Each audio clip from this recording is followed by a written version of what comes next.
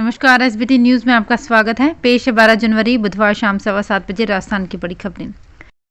Rajasthan solar rooftop में देश भर में तीसरे पायदान पर आ गया है। राजस्थान में अब तक 612 मेगावाट कैपेसिटी डेवलप कर ली गई है। 20,000 से ज्यादा कनेक्शन प्रदेश में जारी किए जा चुके हैं। मौजूदा कांग्रेस सरकार के कार्यकाल में 516 मेगावाट के रूफटॉप प्लांट लगाए गए हैं। देश में पहले नंबर पर गुजरात और दूसरे नंबर पर महाराष्ट्र है। गुजरात में 1527 मेगावाट और महाराष्ट्र में 861 मेगावाट कैपेसिटी डेवलप की जा चुकी है। राजस्थान में कोरोना के केस बढ़ने के साथ ही रिकवरी रेट का ग्राफ बिगड़ने लगा है। 1 जनवरी को राज्य में एक्टिव केस की संख्या 1247 थी, जो अब 24 गुना बढ़कर 30,597 हो गई है। मंगलवार को कोरोना से रिकवर हुए मरीजों की संख्या 853 थी, जबकि एक्टिव केस 5,509 बढ़े हैं। हालांकि राहत की बात यह है कि इनमें 2% मरीज भी अस्पताल में भर्ती नहीं है। राजस्थान अब देश के उन 10 राज्यों की सूची में शामिल हो चुका है जहां सबसे ज्यादा एक्टिव केस हैं। इस सूची में पहले नंबर पर महाराष्ट्र है, जहां एक्टिव केस की संख्या 2 लाख के पार हो गई है। सबसे ज्यादा 14,000 केस जयपुर में हैं। सीकर में खाद्य विभाग में नौकरी लगवाने के नाम पर 2 लाख की ठगी का मामला सामने आया है। मामले में पीड़ित के पिता ने कोर्ट के जरिए रिपोर्ट दर्ज करवाई है। मामला सीकर के दांतारामगढ़ थाना क्षेत्र का है। ईश्वरलाल ने बताया कि उसका लड़का सुरेश 2018 में सीकर में एक निजी कोचिंग में पढ़ता था। उसके साथ प्रहलाद जाट भी कोचिंग में ही पढ़ता था। दोनों के बीच दोस्ती हो गई। प्रहलाद के साथी लोकेश ने फूड कॉर्पोरेशन डिपार्टमेंट में नौकरी लगवाने का झांसा दिया। ये बात प्रहलाद ने सुरेश को बताई। राजस्थान स्पेशल ऑपरेशन ग्रुप की सख्ती के बाद झारखंड के जामताड़ा के कुख्यात साइबर जालसाज कलीम अंसारी ने स्थानीय कोर्ट में समर्पण किया। इसकी सूचना पर जयपुर से जामताड़ा पहुंची एसओजी टीम ने आरोपी को प्रोडक्शन वारंट पर गिरफ्तार किया और पूछताछ के लिए जयपुर ले आई। एटीएस एसओजी के एडीजी अशोक राठौर ने बताया कि आरोपी ने गत 6 से 10 माह के बीच 28 मोबाइल में 250 से अधिक सिम कार्ड से हजारों कॉल किए थे। कोरोना की तीसरी लहर को लेकर मंगलवार को टोंक जिले की निवाई नगर पालिका सभागार में पालिका अध्यक्ष दिलीप इसरानी की अध्यक्षता में पार्षदों और नगर पालिका कर्मचारियों की बैठक हुई। बैठक में सर्वप्रथम पालिका अध्यक्ष दिलीप इसरानी ने कहा कि कोरोना महामारी में नगर पालिका की ओर से प्रशासन, चिकित्सा विभाग और आमजन का पूर्ण सहयोग किया जाएगा। अधिशासी अधिकारी महिमा डांगे ने कहा कि सभी कर्मचारियों को वैक्सीनेशन का प्रमाण पत्र देना आवश्यक होगा। उसके बाद ही कार्यालय में प्रवेश दिया जाएगा। पिछले काफी समय से तारीख पर तारीख के बाद भी भरतपुर जिले में अभी तक करीब 82,000 लोग जन आधार की सीडिंग से वंचित हैं। ये लोग अभी 2 रुपए किलो गेहूं से वंचित हो गए हैं। कारण ये है कि 2 साल बाद भी राष्ट्रीय खाद्य सुरक्षा में जुड़े परिवारों के सदस्यों का नाम जन आधार में नहीं जोड़े गए हैं। सरकार की बहुउद्देशीय जन आधार योजना को लागू करने के बाद से प्रदेश में राष्ट्रीय खाद्य सुरक्षा अधिनियम में चयनित राशन कार्डधारी परिवारों के सदस्यों को जन आधार से जोड़ा जा रहा है।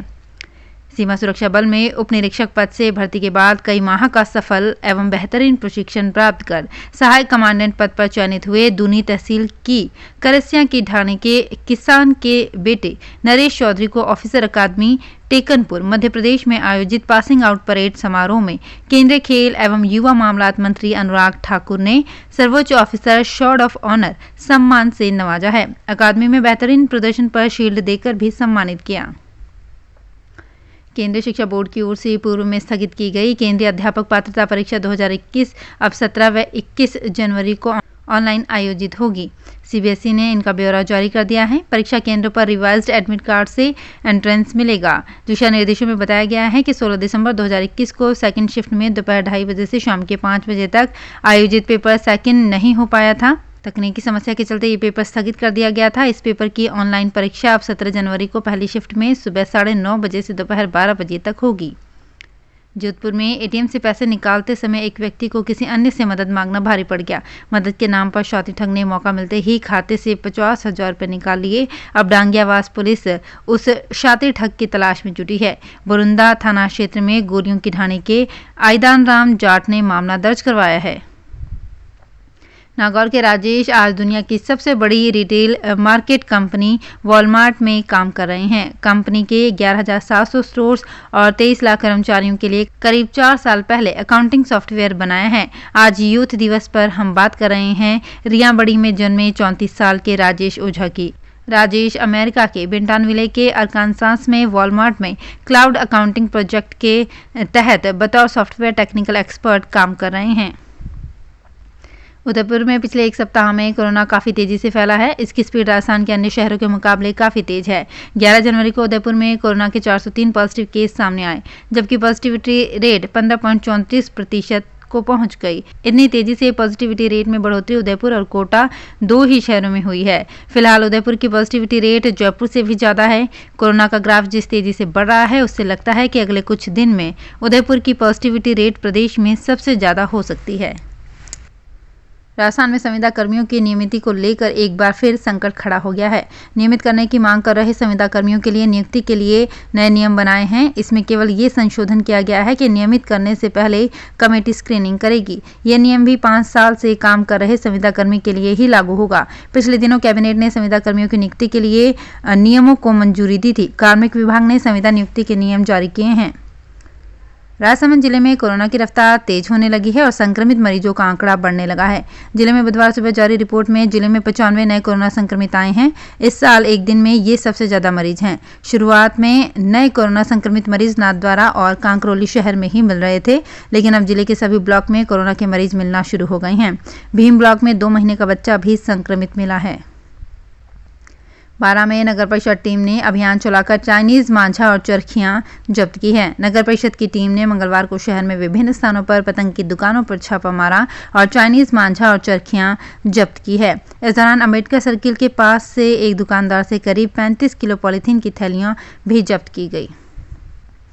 दौसा जिला प्रशासन द्वारा आस्था धाम मेहंदीपुर बालाजी मंदिर के पट बंद कराने से श्रद्धालु और व्यापारियों में रोष है। व्यापारियों ने बुधवार को मंदिर के पास इकट्ठे होकर नारेबाजी करते हुए विरोध जताया।